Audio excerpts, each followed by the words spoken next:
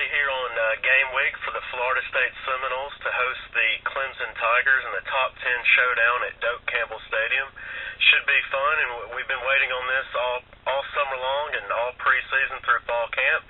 Let's talk about this big showdown in Tallahassee with Andrea Adelson. She is the Big East and ACC blogger for ESPN.com. Andrea, how are you doing today?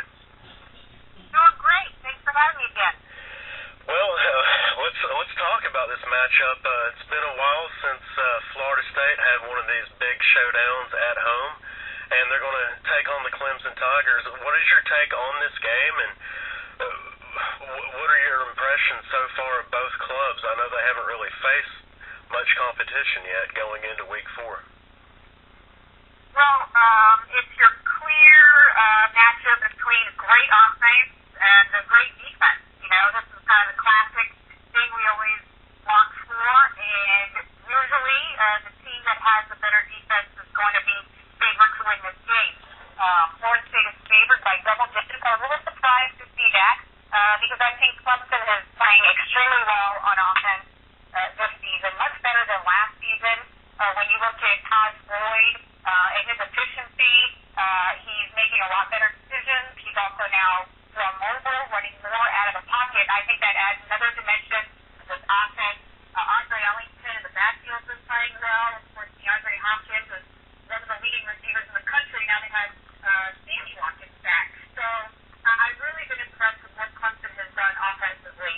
As for Florida State, extremely impressed with the defense as well. And, you know, to me, when you take a look at this group, there were some questions because Brandon Jacobs gets hurt. You know, Greg Reed was checked off the team.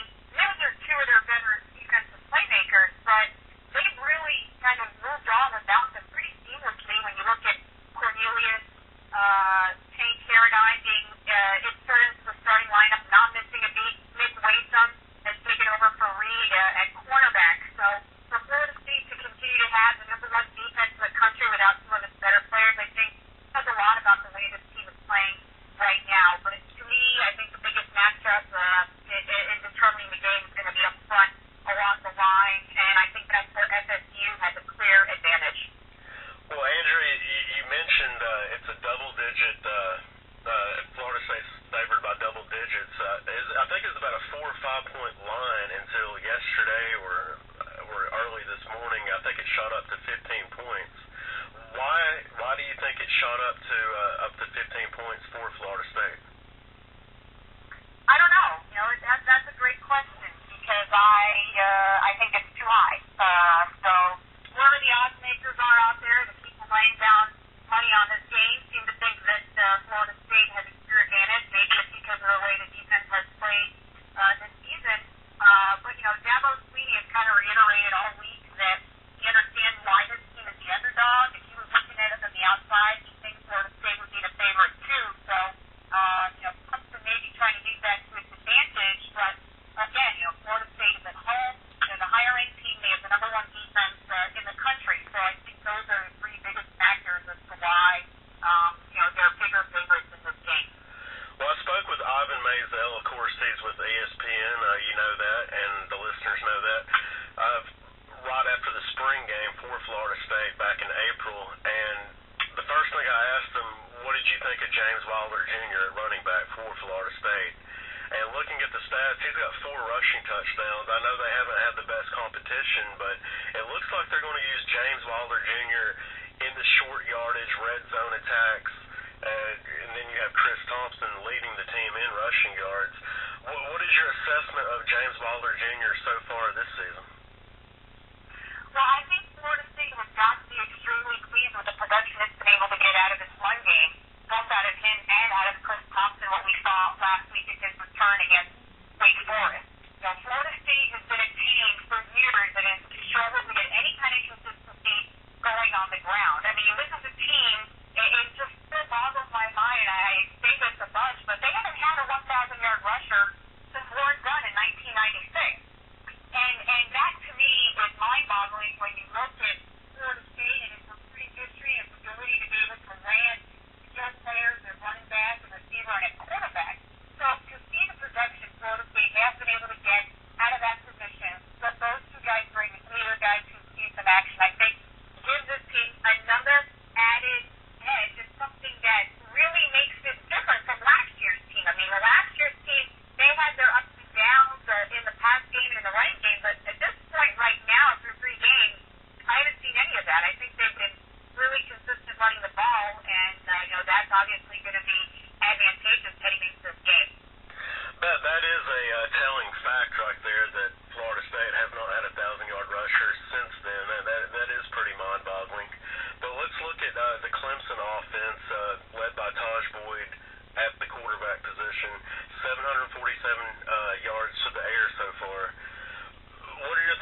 him so far. He looked pretty good against Auburn. Of course, that's really the only competition that they have had so far. Of course, Auburn hasn't really lived up to what they could potentially be this season, but they are young.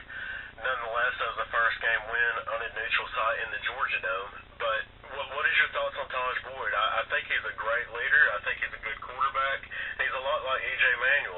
He can get the job done.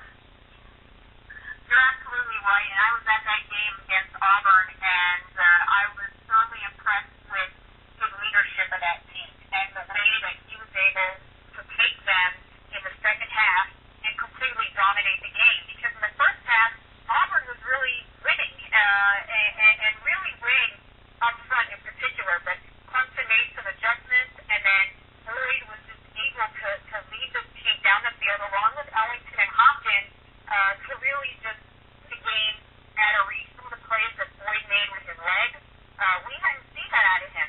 And I remember he drove back to that game. Well, everybody says I'm a running quarterback, so I might as well go ahead and be a running quarterback.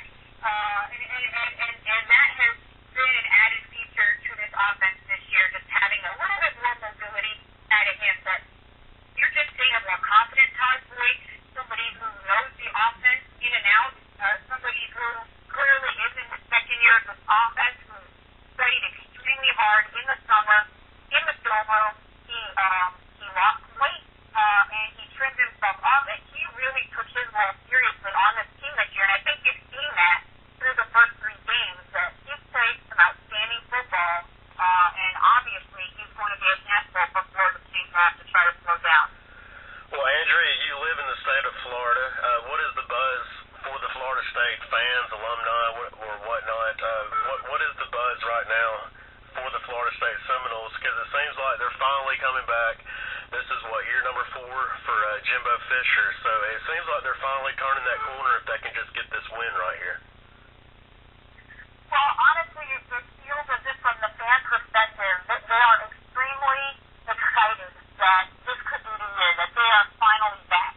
With the way that they played these first 3 games, with EJ now looking really good, with the defense looking outstanding, with the special teams playing extremely well. I mean, they are really looking fantastic in all 3 phases of the game.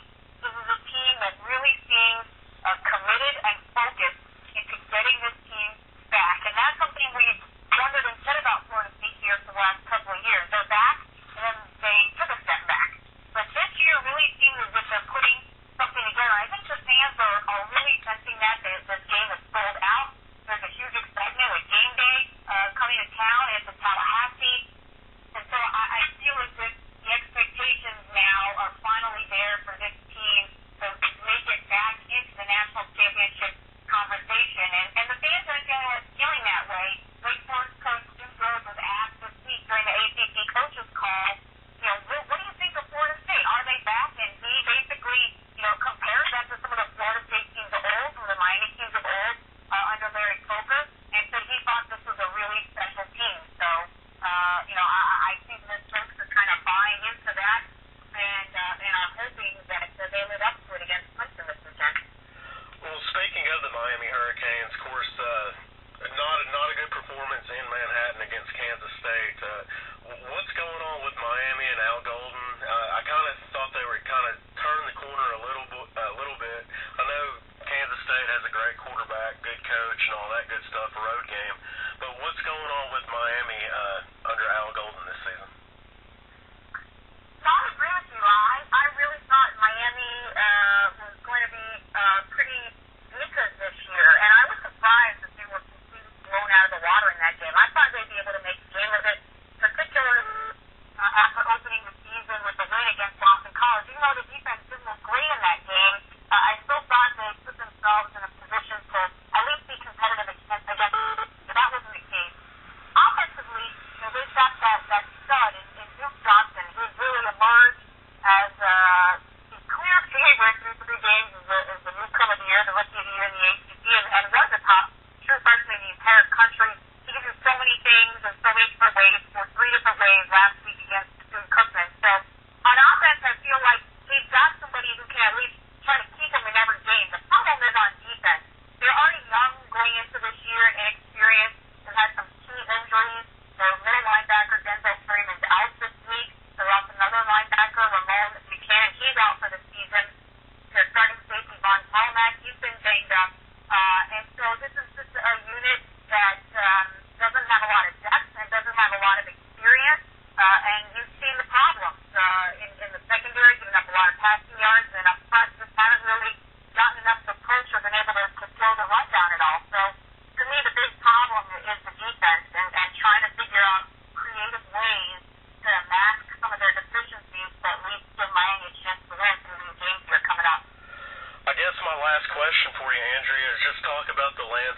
the college football 2012 season through 3 complete weeks now. What's your thoughts on Alabama going for 3 straight shutouts this week against Florida Atlantic, and of course Southern Cal going down at Stanford once again? Well, I think it's been an unpredictable year. I don't think anybody could have predicted going into the season that the Big Ten would look as poorly as it has through the first 3 weeks. I don't think anybody would have predicted the ACC would have just 2 teams ranked through 3 weeks, and both of them top 10 teams. But I do think people had predicted that Alabama would look as good as advertised. They're the clear number 1 team in the nation, at least to me, after watching USC and that disappointing performance last week against Stanford. To me, it's Alabama and LSU, and then kind of a bunch of other people who are trying to dethrone those 2 teams. Oregon's looked good, Florida State has looked good, but again, it's early, and those teams haven't really had a big test. Florida State's getting one this week, Oregon's getting one this week against Arizona, but I'm telling you, once you go beyond the top 10, at least for me, doing my top 25 power rankings every week for ESPN.com, it's really hard to rank teams 11 through 25. There's a lot of parity in college football this year, and I've had a hard time distinguishing, team number 11 from team number 18, and then team number 20 through team number 30, honestly. And I think it's going to line up that way all year in college football, simply because you do have kind of like that really, really, really elite, and then everybody else. Well, Andrea, I can't wait for the Florida State Clemson game Saturday in Tallahassee. It should be fun, and we should see one team eliminated from the national championship run, and one to keep advancing. We'll see how this thing plays out, and